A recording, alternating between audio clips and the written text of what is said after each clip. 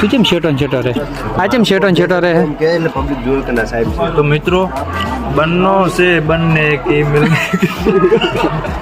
આ બંને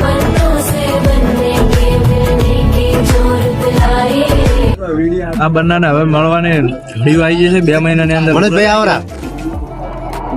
બલીનો બકરો. હા આપણે ખુદ પોતે તમે શું ખાજો? ઉંમરમાં સૌથી મોટા પણ હાઈટમાં થોડા નાના.